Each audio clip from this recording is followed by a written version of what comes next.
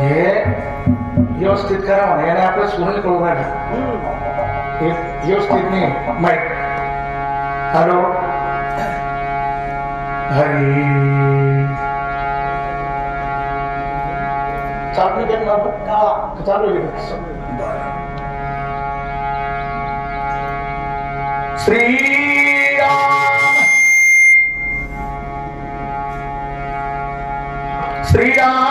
श्रीरामचंद्राय नमः. श्री गणेशाय नमः. श्रीरामचंद्राय नमः. श्री जनार्दन दत्त स्वामी सद्गुरुवे नमः.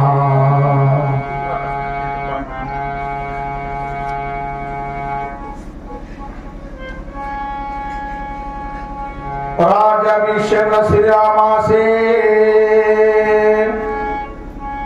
करवया उल्लास दशरथासे.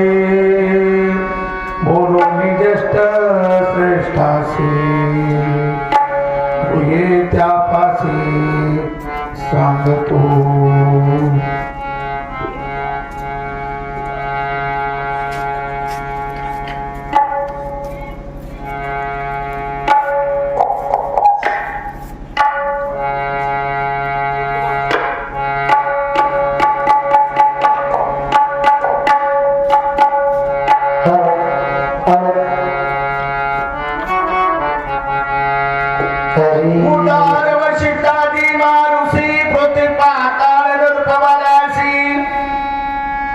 सेनापती सामग्रासे गुह्यत्यासी सांगत. आष्टादशनिज प्रजासी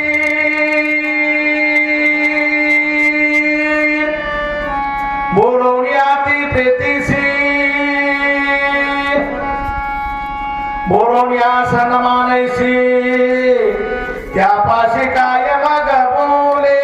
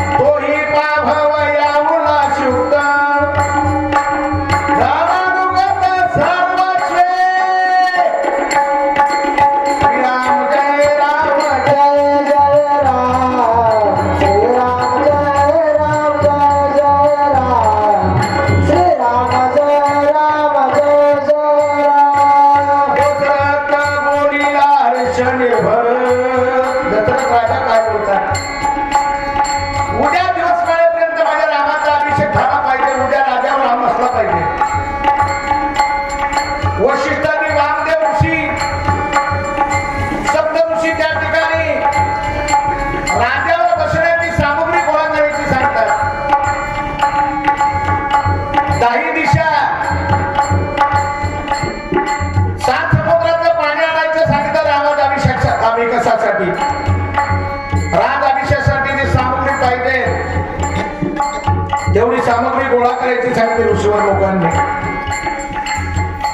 सर्व सामग्री गोळा करा. सर्व त्या ठिकाणी सामग्री ज्यांना त्या ठिकाणी कामं वाटून दिले राजाभिषेकाचे.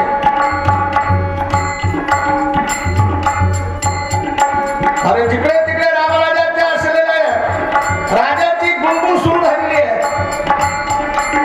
नांदे सुखावाले सिलो सुदिना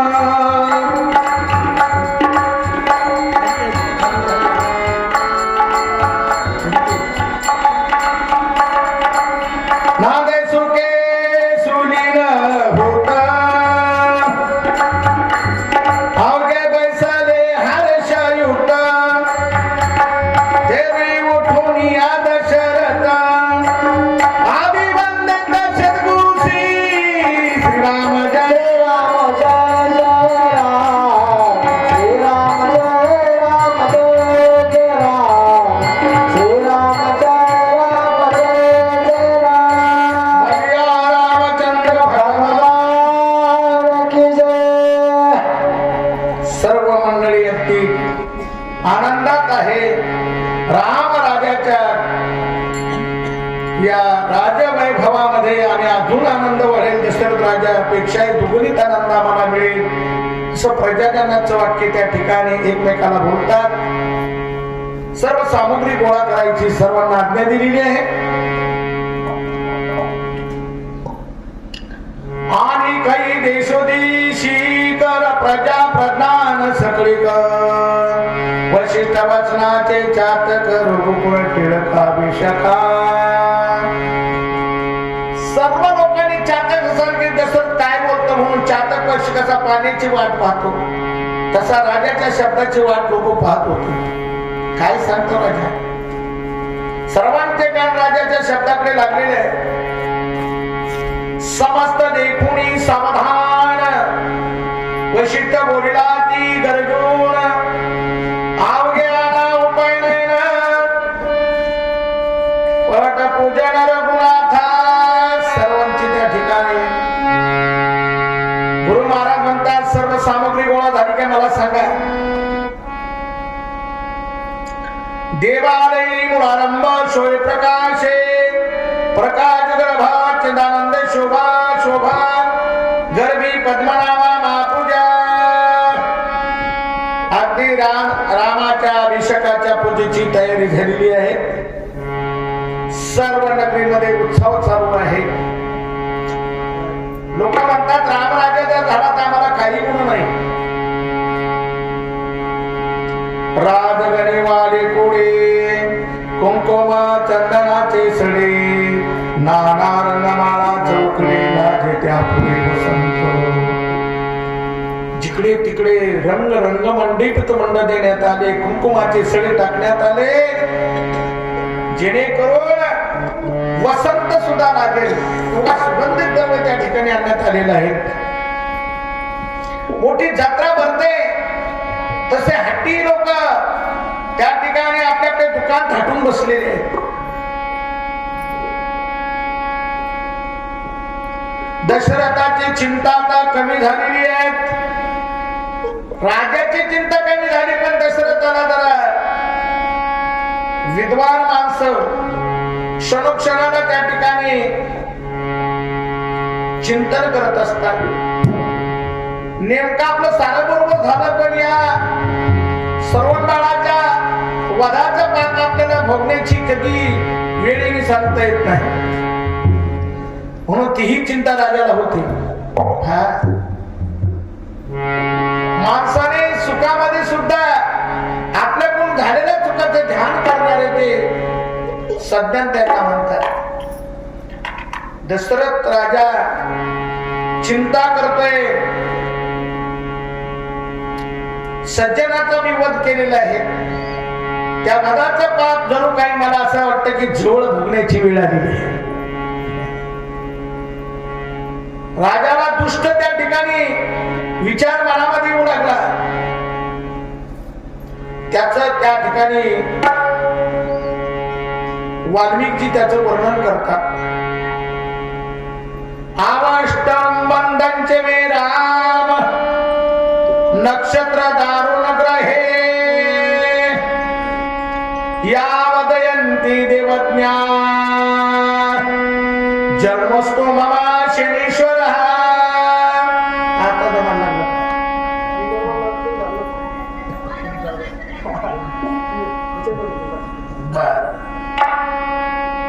थांबते बरोबर गेले. राजा म्हणता माझ्या राशीला शनी आलेला आहे आणि ज्योतिष लोक राजाला सांगू लागले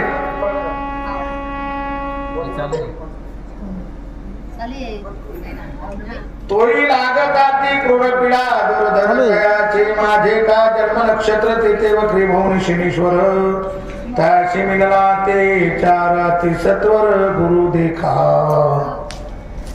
मृग नक्षत्रे माझी उत्पत्ती मृग नक्षत्र माझी उत्पत्ती उत्पत्ती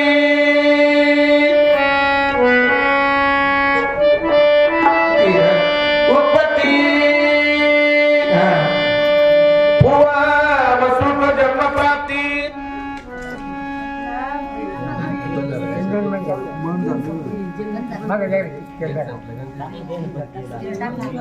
दोघा दिसत आहे ग्रगती दानिशी रघुनाथा. रामाला एकांतात घेतात दशरथ राजा. माझ्या राशीला शनीश्वर आलेला आहे. तुझा आणि माझा असलेला जन्माची जी काही कहाणी ती ऐक बाबा. पूर्ण नक्षत्री माझी उत्पत्ती आहेत. मृग नक्षत्रामध्ये माझा जन्म झालेला आहे. पुनर्वसू तुझा जन्म झालेला आहे. दोघालाही ग्रहगती दिसत आहेत आणि म्हणून राज अभिषेकाच्या याला वेळ लावू नको.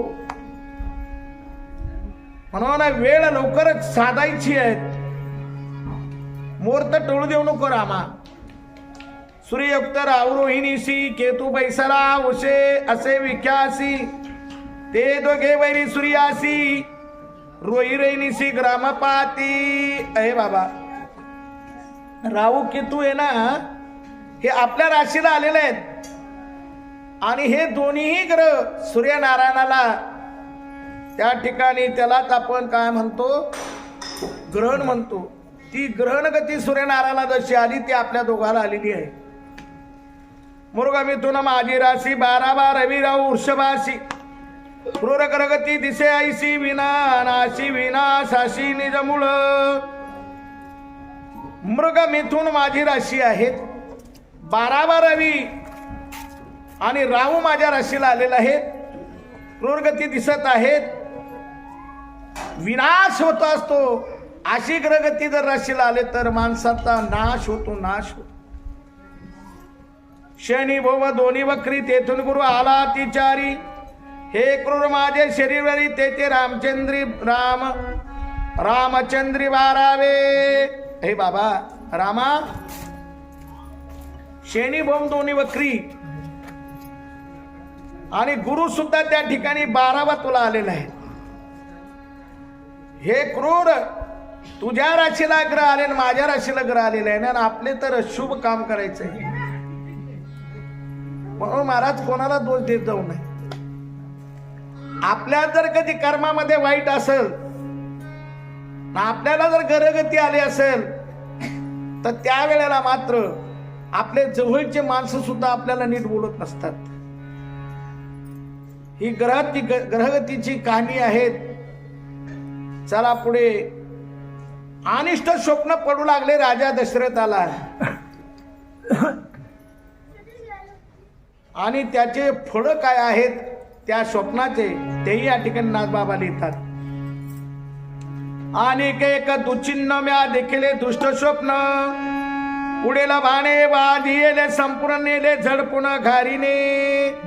रामा मला स्वप्न पडलं की जेवायला बसलो, पाची पक्वान्नाचं ताट वाढलेलं आहे आणि एक घार आली, तिने घारीने ते ताटच उचलून नेलं. असं स्वप्न पडू नये बरं रामा. आणि ते स्वप्न मला पडलेलं आहे. आभ्रे विनाती बोभाटे, विजा पडती अति नेटे, जीव जाऊ पाये कडकडाटे, येणे उद्भट्याती पातू. हे बाबा रामा, आभाळ नसताना विजा होऊ लागल्या स्वप्नामध्ये आणि आभाळ गरजू लागला, आभाळ तर दिसत नाही. असा उद्भट अति निपांत होण्यासारखं त्या ठिकाणी पर्यकाळ होईल असा वारा सुटला. सहित मेरू कुंजाळ भूकंप झाला ती प्रबळ, श्रीरामायाचे चिन्हाचे फळदान केवळ अनिष्ट. हे माझ्या स्वप्नात भूकंप सुद्धा आलेला आहे. हे चिन्ह बरोबर नाही रामा. आणि म्हणून तो लवकरात लवकर या ठिकाणी मी मेले निश्चित केलेला जो काही नियम आहे तो टाळू नको. या लागी रघुनाथा यो राज्याभिषेकता अंगीकार्याती शीघ्रता प्रांत पुष्पता साधुनी. म्हणून वेळ न लावता रामाचं त्या ठिकाणी कान उघडणी करतात की ताबडतोब राजगादीचा स्वीकार करावा. एवढ्यामध्ये प्रभू रामचंद्र हा खुलासा आपल्या आईला सांगण्यासाठी मी राजगादीवर बसणार म्हणून आईच्या महालात जातात. रामचंद्र श्रीरामने आज्ञा प्रमाण मानून वंदिले चरण, राया संतोषीने आदान पाठविला आपण धामा. रामे पुसून रूपाला आला कौशल्याच्या नज मंदिरा, येता दिखुरी रामचंद्रा नयन द्वारा निवाली. श्रीराम सांगे कौशल्य प्रती, कौशल्यशी प्रांत काळी वैज यो राज्यासी, रायने मिले अभिषेकासी तेने उल्लासी कौशल्या. आईच्या पायावर मस्तक ठेवला. आईला सांगितलं, आई उद्या मी राजा होणार. आई राजा होणार म्हटल्याच्या नंतर आईला आनंद झाला. नाही त्या वस्तू त्यांच्याहून चांगल्या चांगल्या वस्तू ओळून टाकल्या रामाहून. श्रीरामाच्या राजाभिषेकाची कहाणी त्या ठिकाणी आज चालू आहे. ती कहाणी कानोकानी पडलेली आहे. कौशल्याच्या अगोदरच कानावर पडली होती. हरिक झालेला होता. लक्ष्मण सुद्धा भेटला रामाला. राम म्हणतात, लक्ष्मणा अरे मी जरी राज्यावर बसलो तर हे राज्य माझं नाही, तुझं माझं दोघांचं राज्य नाही, तर आपल्या चौघा भावाचं राज्य आहे. अरे हे प्रजेचे राज्य आहेत. म्हणून तू काही संकोच मानू नको बाप्पा. अरे तुझ्यामुळेच मी अवतार घेतो असंही लक्ष्मणाचं त्या ठिकाणी मनधरणी करतात. या त्यामध्ये पूर्ण त्या ठिकाणी राजाभिषेकाची तयारी झालेली आहे. एका जनार्दनी शरण ब्रह्मरसे नवरस संपूर्ण विघ्न सुखावे रघुनंदन ते निरूपण अवधारा स्वस्ति श्री भावार्थ रामायणे अविद्याकांडे एकाकार ढिकाया श्रीराम अभिषेक प्रभावो नाम द्वितीयाध्याय पुंडरीक वरदारी.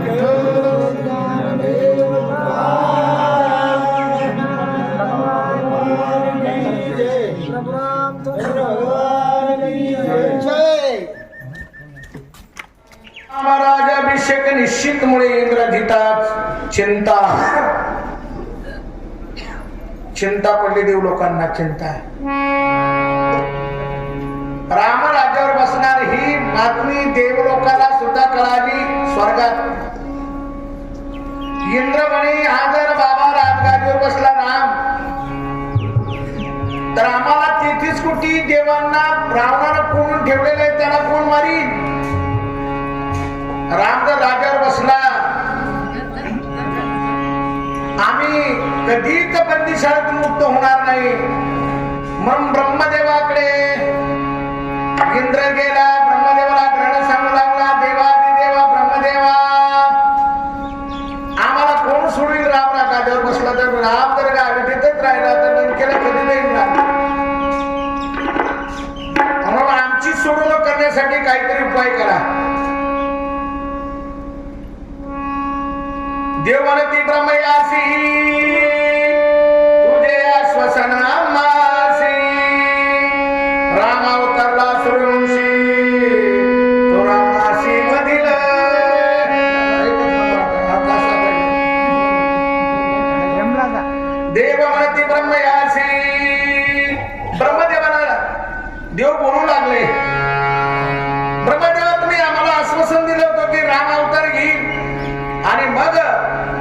सोडवणूक करेल. सांगा ना, राम तर अवतार घेऊन राजगादीवर बसतो. तुम्ही बोललेलं कधी खरं होईल सांगा ब्रह्मदेवा. तो जर पुत्र पत्नी स्वैर्य धैर्य याच्या नादाला लागला अविदेतच राहिला तर आमच्याकडे कधी येईल. सत्य करिया पुढे वचन आमचे कराला बंद मोचन. आमच्या आपत्तीचे विधान सावधान अवधारी. इंद्र म्हणतो आमची आपत्ती काय काय ब्रह्मदेव ऐका. इंद्रबारी चंद्र चंद्रधारी यम पाणी वाहे घरोघरी. वायू सर्वता मुझे ओसरी विधी तेथे करी दळकांडा. ब्रह्मदेवा मला कामाला लावलेलं राजा रावणानं. इंद्र चंद्र हे काय करतात. इंद्र दररोज फुलाचे हार गुंफून आणतो रावणाला. चंद्र रावणाच्या नगरीत कधीच मावळत नाही, कधीच कमी होत नाही. यम पाणी भरतो घरोघर. वायू हे दळणाचं काम करतो, धान्याचं दळण कांडण वायूकडे आहे. विधी ते करी दळकांडा. आणि म्हणून वायूचं काम दळण कांडण करायचं आहे. कोणता कोणता देव काय काय काम करतो रावणाच्या लंकेत ती विषय थोडासा गायका सारखा आहे बघा, ऐका. आस्वनी सुना दोन्ही ती परिमळ द्यावे स्त्रियाला कोणी. विलंब होता दक्षिणी दासी धावून धुंशी ती. अश्विनी देव आहे. अश्विनी देवाकडे काय काम आहे तर जेवल्याच्या नंतर राणी लोकांना पिढे द्यायचे. अश्विनी देवा बरं या बाबाला बायका किती आहे. 80,000 बायका आहे. इतकी इडी करायला लागायची अश्विनी देवा. जरा जरा विलंब लागला की त्या स्त्रिया त्याला मारायच्या अश्विनी देवाला. माको असे तराळी सटवी बाळांतीन प्रतीक्षाळी. रात्री जागर घाली कराळी नेसको बळी शोभानिका. रावणाचा वैभव. मास्को मैरा नावाचा देव. माको असे तराळी नावाची देवी आहेत. सटवी नावाची भविष्यकालीन आहेत. ती रावणाच्या हातला दाबाला आहे. रात्री जागर करावं तिनं. पाय दाबावे हात दाबावे रावणाचे. मेस्को बळी शोभिनिका. मेस्को नावाची देवी आहे. ती त्या ठिकाणी शोभा करण्यासाठी आहे. मैरा देव कानडे करती राक्षसांच्या दाढ्या खांडे. आरसाना दाविता दया पुढे तोची रोकडे बुकाळी. मैरा म्हणजे खंडोबा. खंडोबा राजाची दाढी करायला आहे आणि लोकांच्या दाढ्या करायला आहे खंडोबा.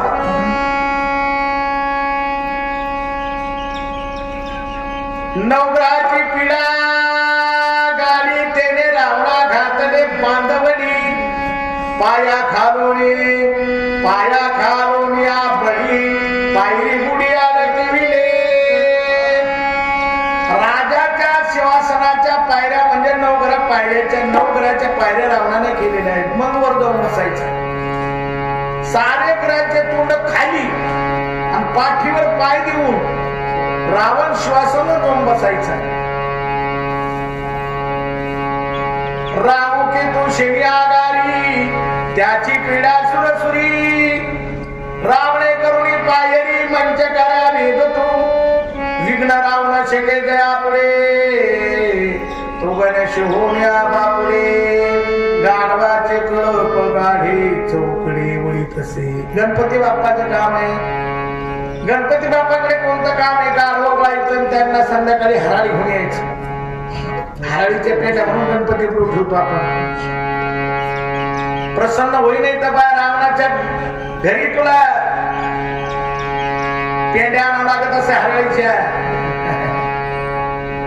म्हणून दुर्वा फार आवडते गणपतीला, त्याचं कामच आहे. ज्याच्याकडे शेळा आहे त्याला पाला आवडतो, जिथं पाला आहे त्याला म्हणून आणायची. म्हणून गणपती बाप्पाचं काम आहे गाण बाबाळायचं. मंत्री सुख करता दुःख हरता.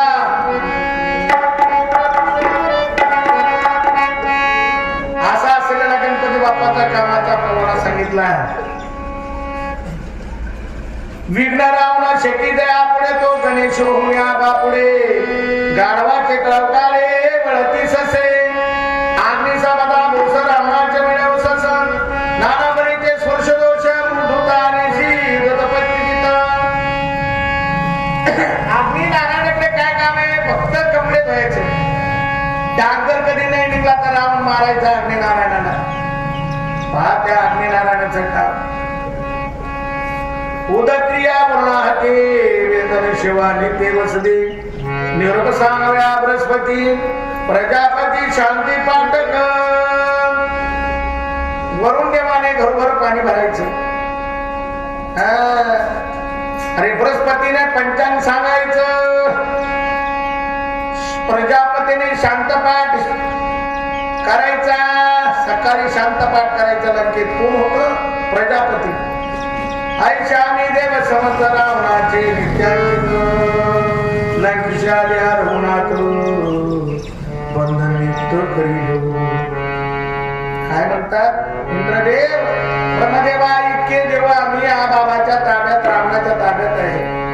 राम जर आला रावणाला मारत आम्ही मुक्त होणे तर याच्या बंधनात सतत आम्हाला राहावं लागेल.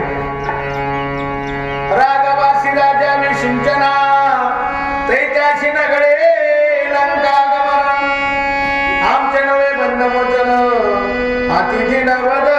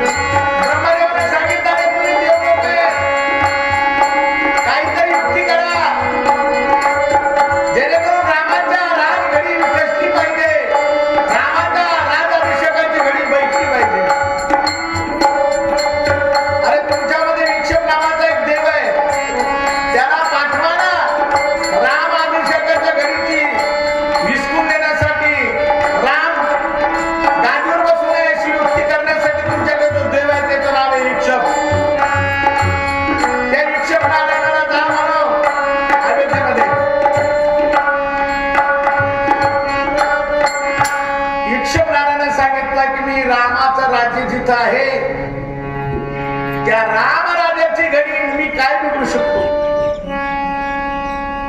अरे सर्वांचा बाप तो राम आहे.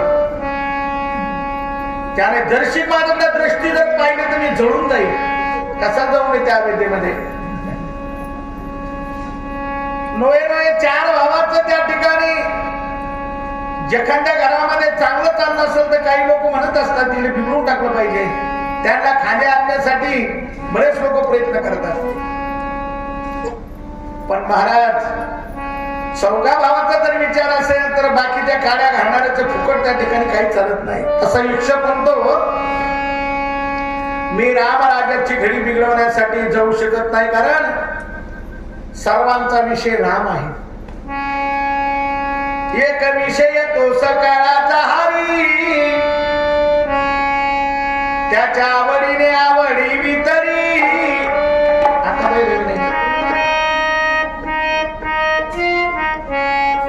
राम हा विषय सर्वांचा एक, सर्वला राम आवडतो, मी जाऊ शकत नाही. यक्षक नारायणाला सांगितलं जावं तर लागेल ब्रह्मदेव म्हणतात. अरे एखादा तर तुला त्या ठिकाणी सापडत तुझ्या असं मी. यक्षक नारायणाने विचार केला मंथराला राम आवडत नाही. जाता जाता ती रामाच्या अंगावर खटलं उडवायची. कोण? मंथरा. आणि तेवढी म्हणाले तर कधी आपल्याला एकांतात तिची ना आपली गाठ झाली तर निश्चित काम होईल. म्हणून यक्षक नारायणाला सांगितलं ब्रह्मदेवाने मंथरा कैकईची अंगनदासी, ते दासी भरत राज्याविलासी, शे सदासी रामाते देशी, सापत्नमावेशी अति दुष्ट. जा यक्षक नारायणा, ती कैकई ही राजाची आवडती पत्नी, तिच्या बरोबर दासी दिली गे तिच्या बापानं. तिचं नाव आहे मंथरा. ती रामाचा द्वेष करते. आणि मग तू काय कर, तिच्या अंतःकरणात प्रवेश कर.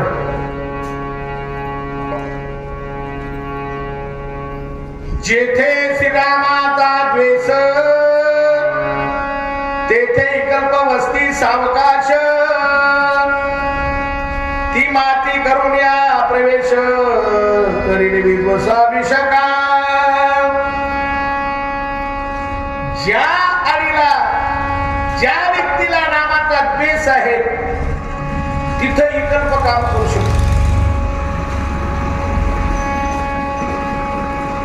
म्हणून रामाच्या बद्दल जी जी मंडळी द्वेष करतील त्या ठिकाणी विकल्प येऊन राहतो बाबा. आणि विकल्प आला रे आला की जिथं रामाचे भक्त आहेत त्यांच्यामध्ये तो शिरकाव करायला बघतोय.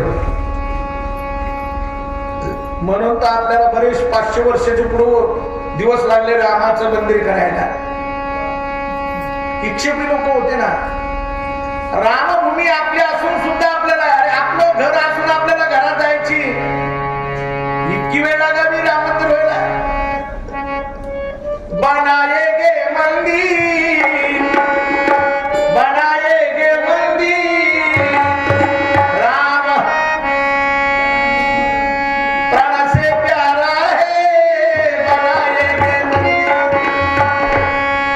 राम हा मला प्राणापेक्षा प्रिय आहे. त्या रामाचं आम्ही मंदिर बांधू शकलो नाही. त्याचं कारण विक्षिप्त करणारी काही मंडळी बऱ्याच दिवसापून आपल्या या भारत देशावर या लोकांनी आक्रमण केलेले आहेत. आपले नसताना आपल्यावर ते त्या ठिकाणी आपले कोणीच नाही. ते आलेले बाहेरून. आणि बाहेरून आलेली मंडळी यांनी एवढा अतिक्रम केलं, विक्षेप केला की आता जिथे जिथे आपल्या मंदिराची जागा असेल किंवा आपले मंदिर असतील त्या त्या ठिकाणी या लोकांनी त्यांच्या मस्जिदी बांधल्या. हे विक्षेप करणारे बघा.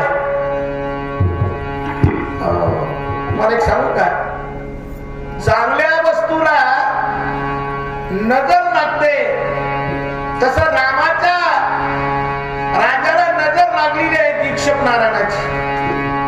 आणि आपल्या रामभूमीला मंदिर होण्यासाठी जी आडवी नजर लागली ती मात्र तुम्हाला काय सांगायची, उघड बोलायची गरज नाही. ते रामाच्या आधी शत्रूच आहे. रामाचं नाव घेणारे त्यांची शत्रू आहे. ते राम राम घालतात का? आपले ह्याकडे म्हणते आला हा कशाला आता भरायचा आपण. अरे ते आपल्या रामराम घालत नाही तर आपण पण त्याला म्हणायचं रामराम. ते जे म्हणते ते म्हणतील, पण आपल्याला सवा लागले त्या. आपण एवढी गुलामी केलेली, अजून गुलामी आपल्या डोक्यातून निघाल्या द्यायची. म्हणून जरा सावध झालं पाहिजे. हिंदू हा मोठा या ठिकाणी सनातन धर्म आहे. याला बुडवण्याचा प्रयत्न जी मंडळी करते त्याला इच्छुक म्हणतात. असा तो इच्छुक त्या ठिकाणी विचार करतोय कसं जावं त्या नगरीमध्ये. म्हणून जी वस्तू इक्षपाला राहायची आहे, जीव स्त्री मंत्र आहेत, तिचं या ठिकाणी चरित्र चालू आहे. ब्रह्मा म्हणे कल्पासी तू सर्वज्ञाचा होसी, भरत पावे रघुराजासी त्या वरवासी मी सांगेन. ब्रह्मदेव त्याला शिकवतात कोणाला की कल्पना जाय मी ऐक माझं मी काय सांगतो ते. तू सर्वज्ञानी आहे. भरत पावे रघुराजासी त्या वचनासी सांगेन. भरताला राज्य मिळेल असं वचन मी तुला सांगतो. भरत राजावर बसावं, भरताने रामाने वनवासाला जावं असं वचन तुला सांगतो. दशरथ निज निज भाकेसे दोन वर दिले कैकैसे, एके वरे श्रीराम वनवासे, एके भरतासे राज्यपट.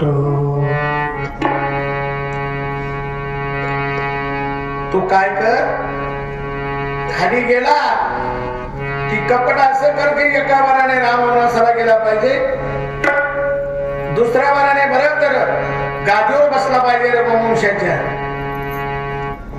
असं म्हटल्याच्या नंतर थोडं त्या ठिकाणी धीर आला, विक्षेप आला. ऐकून या ब्रह्म्याच्या गोष्टी कल्प बांधी शकून वाटे, संतर वया मंथराच्या पोटी अति संकटी चालीला निघालेला इक्ष. मंत्रीचा शोध घेत घेत निघालेले आहे. आईने कुणी रामा प्रतापे विकल्प धाके तळ कापे,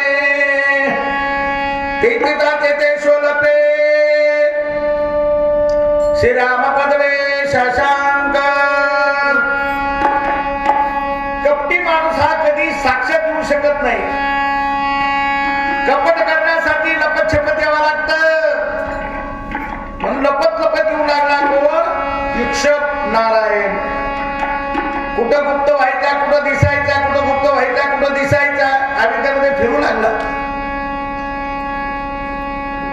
गुप्त राम वया बुडी लपे हिरवाच्या खोडी, निळीची सुनील धानील देवणी धडी सोयरा हे. कोणत्या ठिकाणी लपला त्याचं वही लिहून ठेवली ना बाबानं. युवराच्या झाडामध्ये लपला. हो भिक्षक. दाट सावली होती, दाट राहत ती युवक. युवराची दाट सावली जरी असली तर सज्जनाला ती बिघडवते. अजून युवराच्या सावलीत कोणी बसत नाही. मी पाहिलं फक्त एकाच ठिकाणी एका माणसाच्या दारात हिवरले. इकडं तळेगावच्या एका बाबाच्या माथ्याकडून बापरे केवढा हिवरे बाप्पा. युवराची सावली जर दाट असली तरी सज्जन त्या ठिकाणी थांबत नाही, कारण त्याच्यामध्ये विक्षेप आहे. चला शोधू लागला. या झाडावेळे काही कल्प स्पर्श वया ठाव नाही, या लागे ती नित्य पायी सर्व कार्याचे अपवित्र. म्हणून युवराची झाडाखाली काहीच अपवित्र ती सावली आहे, तिथं थांबू नये. दुसरं एक कलिंग फळ आहे. कलिंग फळ हे दिसायला फार हिरवगार आहे, पण अपवित्र आहे.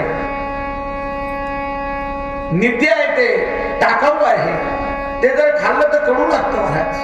कलिंगडाचं फळ कलिंग कलिलंग कलिंगड फळ आहे. असं गोड गोड राहतं का ते, अति कडू राहतं, कडू. मंत्राने आरामासी देखून कलिंगड फासी, ती दात्यादी उल्लासी सेवेसी सादर. मंथराला सांगितलं काही काही ना माझा राम उद्या गादीवर बसणार आहे ग. त्याकरिता तू फुलं घेऊन ये. मंतरा ही निघाली. चालता चालता रस्त्यात त्याला कणिक फळ दिसलं. त्याला वाटलं गोड आहे. त्याने त्याला स्पर्श केला. त्याच्यामध्ये इक्ष बसलेला होता आणि तो तिच्या हातातून तिच्या अंतःकरणात शिरला. तिथूनच वापस आली.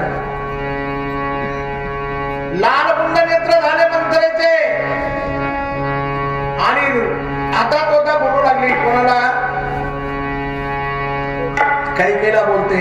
अगं क्रोधाला बोलू लागली. मंथरा ती क्रोधीशी काय बोले कैकैशी. उठीमुळे काय जशी सुख मानसी ते दुःख. राजाचा सोळा जवळ मंथरा देखे डोळा. तो क्रोधवान चढे तिच्या बळा द्वेषे आगळा क्रोश. पहिला तिला राग होता रामाचा सोळा राजाचा ऐकल्याबरोबर तिला रागच आलेला होता. महाराज जिथं विकल्प तिच्या अंतःकरणात गेला. तुम्ही पहा माणसात बी तसंच आहे. रामाच्या विरोधात ही काही ही होती मंथरा होती म्हणूनच जिक्षुक तिथे गेला. घर फोडण्यासाठी एखादा तरी भाऊ दुसऱ्याला विक्षेप करण्यासाठी घरातच एखादा तरी पाहिजे. तेव्हा ते काम जमतं. महाराज काय तुमचं खरे त्या मोठ्या माणसाकडे करणं लावलं. हा म्हणतो तुम्ही खरं राहू तुमचं. आणि मग मात्र तिथे विक्षेप होतो. विक्षेप शिरला की तसं त्या मंथराच्या अंतःकरणात पहिला तर रामाचा द्वेष असल्यामुळं विक्षेपाने तिच्या अंतःकरणात जागा घेतली. लाल बंद नेत्र करून वापस आलेली काही मंथरा कैकेयी काय म्हणते. राम राजाचे मानसी सुख गुडिया तोरण्या ते हरिक. तेचे तुझं वय दुःख परी तू मूर्खने नसी. ज्या रामाच्या राजगादीने तुला दुःख होणार आहे त्याला तू सुख मानते. त्याच्या पुढे उभं लागली. त्याचे पुढे गाऊ लागली. मला फुलांना धाडलेले आहेत त्याच्या राज्याभिषेकासाठी. मी रायाची पंडिती तेने गर्भे तुझा पडली भ्रांती. सौभाग्य गेली कौशल्या प्रती तो निषेधाने नासी.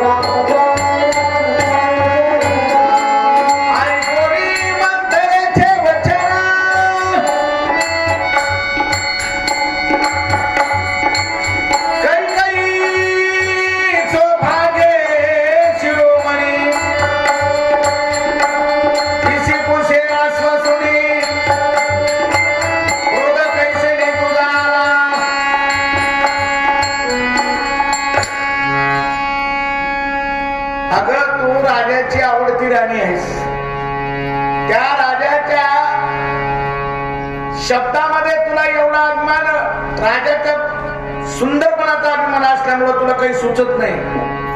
तुला वाटतं माझा राजा माझ्यावर खरं प्रेम करतो पण तुझा राजा आहे ना तुझ्यावर खोटं प्रेम करतो. गेलं गेलं तुझं सारच गेलं. राम राजा झाला की त्याच्या माईला मान मिळेल. त्याची आई राजमाता होईल आणि तू मात्र दासी सारखं सेवा करशील. मला तुझी दासी करून ठेवशील. काय म्हणाले त्या रामाच्या असलेल्या राजाभिषेक होतो आनंद झाला. एखादं झाड खूप वाढतं म्हणाले.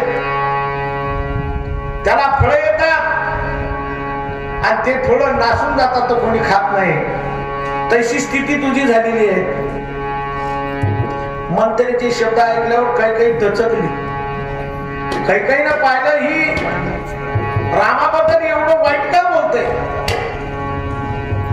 तिच्या फार दिशी कानामागं लावली. काय बोलतेस माझ्या रामाबद्दल? तिचा स्पर्श त्या कैकेयीच्या कानाला, तिने मंथरेच्या कानाला मारल्यावर तिचा स्पर्श हिला झाला.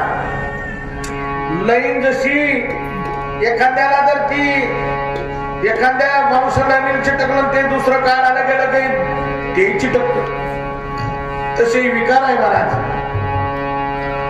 क्षणात विचार बदलून गेला. हातस्पर्श झाल्यावर सर्व विचार अंतःकरणामध्ये हिक्षेप शिरलेला आहे.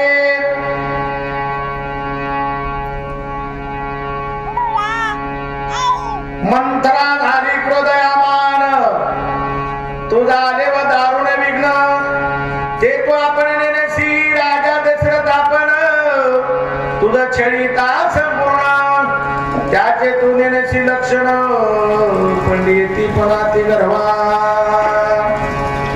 तुला एक पंडित समजते का समजा काय अक्कल येत नाही की तुला? अगं तुला अक्कल असती तर तू सावध झाली असती. सवतीचं पोरग आणि ते गाडीवर बसत म्हणते आण फुलं आणि मला रामाला हार घालायचा. अगं आतापर्यंत कोणती सवत आणि कोणती सवतर भाऊ जर पाहिलं तर आतापर्यंत सवतीचे म्हणाले भांडण चालू आहे. काही सवती म्हणाले सवतीच्या पोराला मीच घालून मारून टाकते आणि उगं घेण्यात देण्याचं त्या सवतीच्या पोराचा तुला एवढा. म्हणून त्या मंथरेने काही कथा सांगितल्या. अगं म्हणाले त्या सूर्यनारायणाच्या रथाला घोडे जे असतात ते ढोळे असतात, पण सर्पाची आई कद्रू हिने मुंगसाच्या आई बरोबर पवीज घेतली होती. सवतीची कशी कशी मत्सर सांगू लागली. सवती मत्सर म्हणाले मागचे कशी सवती मत्सर आहे, तुझं होणार नाही कशावरून. उदाहरणार्थ दिलं देवाच्या आणि दानवाच्या. अहो देव दानव एकाच बापाची संतती आहे, पण सवती आहे देवाची दिती आहे माय. अदिती आणि दिती या दोन सवती आहे. देवाचं भांडण लागलं म्हणाले ते सवतीमुळे लागलं. म्हणून अशा अनेक गोष्टी त्या ठिकाणी तिने पटवून दिल्या. मोठमोठाले उदाहरणार्थ घेऊन पटवून दिल्या.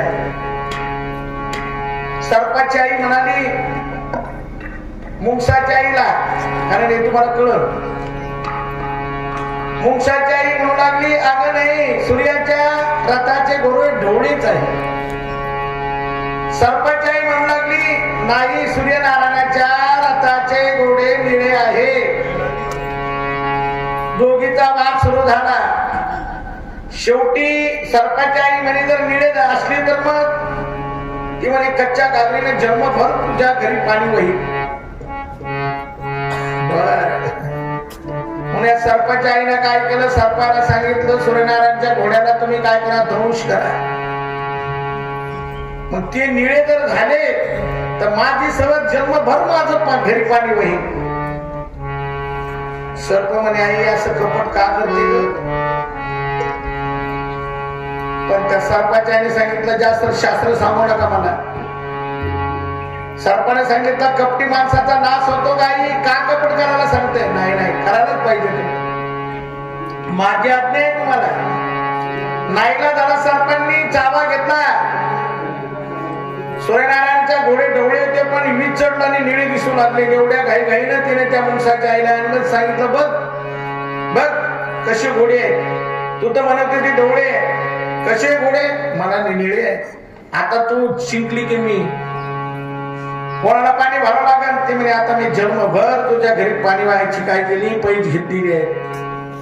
कारण निळे घोडे सूर्यनारायणाचे तू म्हटलं तर ऐकलं असतं तर मला पाणी वाहायची वेळ आली नसती. ती निळे होते का हो? सर्पांनी कपट केलं. सर्पाच्या आईने त्याला दंश करायचा सांगितला. घोडे निळे झाले.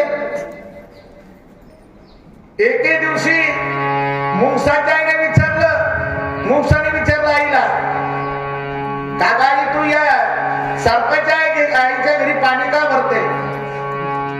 त्यावेळेला त्या मुंगसाच्या आईने सांगितलं रे तिचे पोरोपा किती हुशार आहे. माईनं सांगितलं, त्यांनी ऐकलं, त्यांनी त्या घोड्याला दंश केला, ते घोडे निळे झाले. त्यांनी कपट केलं आणि मला पाणी भरावं लागतं, तुम्ही काहीच कामाचे नाही. ते म्हणे आता निघू दे सरपाला. निघू दे सरपाला. मग पाहतो सरपाचा देत. मग सरप जर निघला तर मुंगूस काय करतो, जय हरी, बरे आले घरी, याचे हा.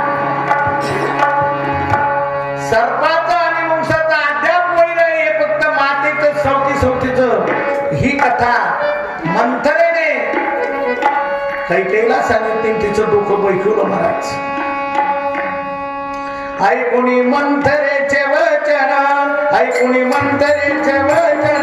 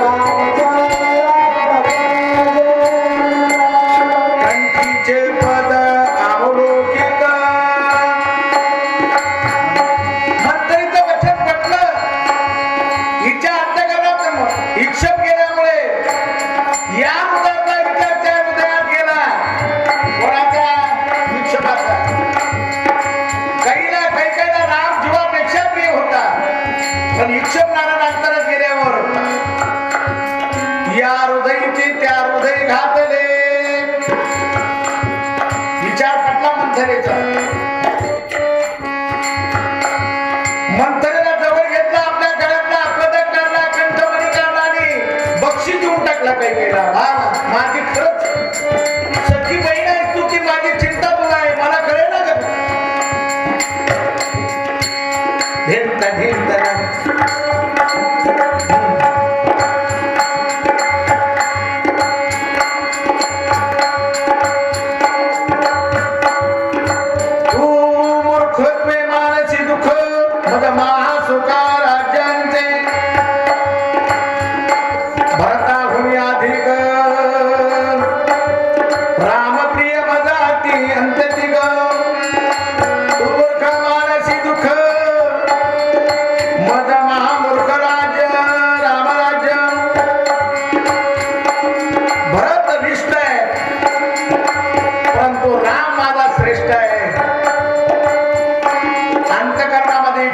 तरी कैकेयीच्या मनामध्ये मात्र रामाविषयी थोडा तरी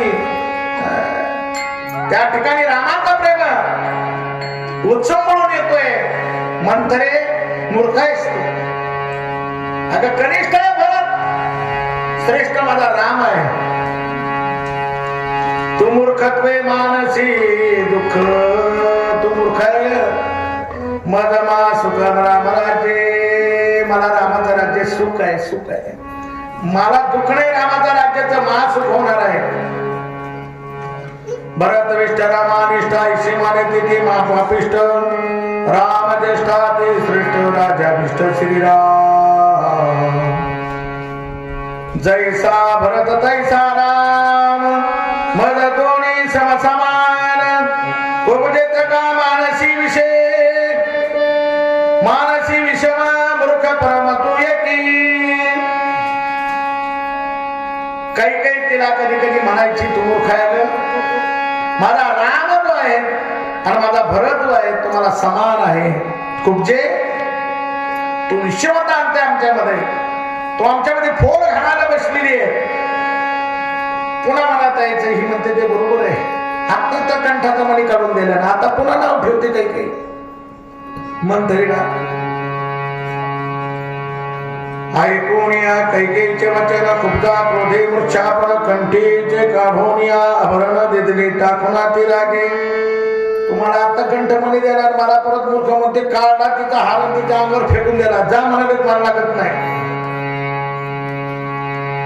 राजगिरी श्रीरामाशी वगैरे कौशल्यशी ठकिल दशरथ दर्शी कौसमानाशी मुखद्वे दोघी तर त्या ठिकाणी आदापोदा बोलणं चालू आहे. आज खूप विक्षेप झाला आपल्या कथेला, लय नाही, त्याच्यामुळं कथा ही कमी अधिक जादा फक्त वेळेवर आहे. एकतर वेळेवर सुरू झाली पाहिजे. चला, मंथरेचा आणि कैकेयीचा संवाद चालू आहे. कैकेयीच्या अंतःकरणामध्ये हळूहळू हळूहळू आता बळकत चाललेला आहे काय क्षण. आणि कैकेयी काय बोलते,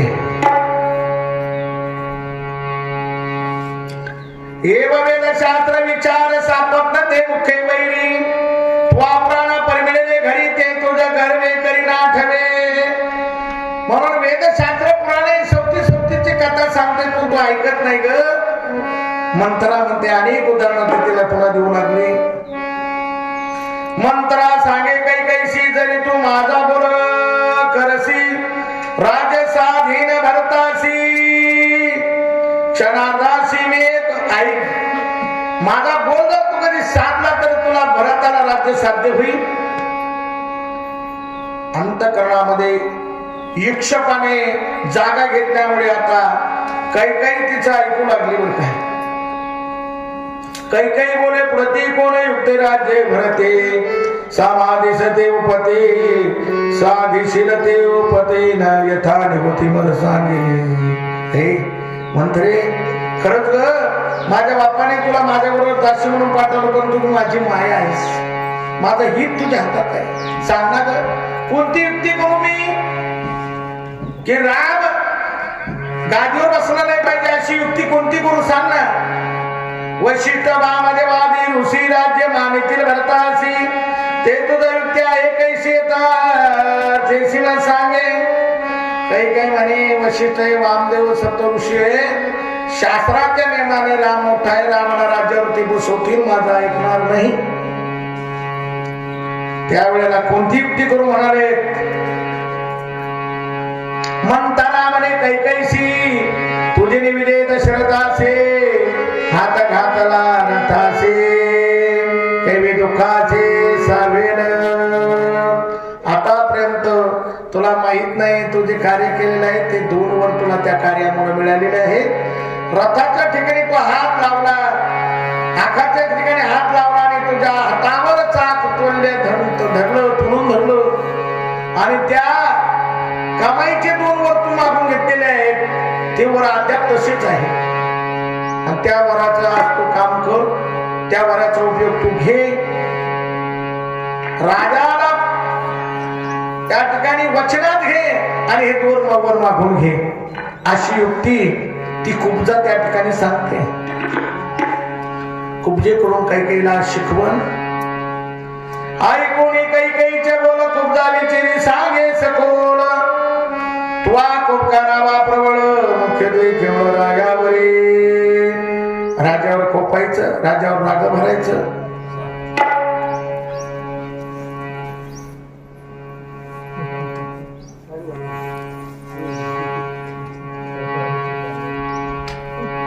मला कळतंय ना, मी करतो ना 5 मिनिटात मोकळतो.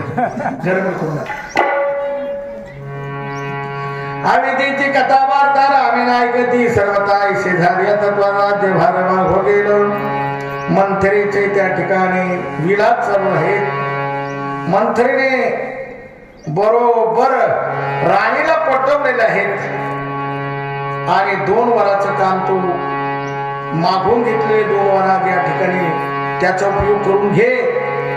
कसं कसं करायचं ते पुढच्या अध्यायामध्ये आहे. ऐकून मंत्रीची युक्ती उल्हास कैकेयीच्या चित्ते आणि मना दोहील हाते हाती प्रति सद्भावे. ती युक्ती ऐकली आणि मित्राला जसा मित्र मिठी मारतो तसं त्या कैकेयीने मंत्रीला निवेदन दिलं. धन्य ग तुझी बुद्धी, धन्य तुझी युक्ती. काय मला ते 2 वराचं ध्यान दिलं ना. आता बघ म्हणाले राजाला येऊ दे. रागे सानिले होते पदगते सोयी निवले देख कानाचे कुंडले काम लोके दिलेली आवश्यका ती प्रीती ते पदक जाऊ दे म्हणे तिकडे, आता तुला कुंडल देऊन टाकते. काही काही पुन्हा कानातले कुंडल काढणे येत मंत्रालय देऊन टाकले. भारताभिषेकालिया पाठी सुवर्ण मुलीने तुझे पृष्ठी रत्न कधी डळा लल्लाटी घालीन कंठी उत्तमाला माझा भरत राजा झाला की तुला आजच्या सोन्यानं म्हणून टाकी. काय काय आपल्याकडे म्हणतात भक्तांचं फोटो निवडून ये द्या, गल्ली गल्लीत लेट लावून टाकी. गावात दवाखाने आणि रोड खरबरा ठेवणार नाही. तसं ती म्हणते माझा भरत राजावर बसला की तुझ्या अंगावर सोनच सोन. काही काही लहान मुलं झालेले आहेत. आता एवढ्या दशरथ पुरुषाला काही काही स्वार्थ बनाने गेला रुग्णार्थ तोही कथार्थ अवतारा. आणि सर्व त्या ठिकाणी घडी की बसल्याच्या नंतर आवडणारी पत्नी काही काही तिच्याकडे उद्या राजा येईल, लवकर या, उद्या शेवटची कथा आहे. राजाचा आणि कैकेयीचा संवाद ऐकण्यासाठी किमान 2:30 वाजता इथं हजर व्हा तुम्ही. काय दोघांचा संवाद होतो. एका जनार्दनी शरण देव कार्यार्थ संपूर्ण वनाने गेलेले वंदन वंदना वधारा दश तोंडाचा रावण मारण्यासाठी प्रभू रामचंद्राचं चरित्र. रामाचा अवतार कशासाठी आहे तर दुष्टाचा वध करण्यासाठी आहे. दश वदनार्थ प्रभू रामचंद्र त्या ठिकाणी वनातच जाणार आहेत अशी कथा पुढे आहे. सोष्टी श्रीभावार्थ रामायणे अविद्या कांडे एका कारणिकायाम ककया मंत्रोपदेशो नाम तृतीय अध्याय पुंडलीक वरदारी विठ्ठल श्री ज्ञानदेव तुकाराम पंढरीनाथ भगवान की जय. प्रभु रामचंद्र भगवान की जय. करा भजन. श्री राम जय राम जय जय राम. श्री राम जय राम जय जय आरती आवाजची. श्री राम जय राम जय जय राम.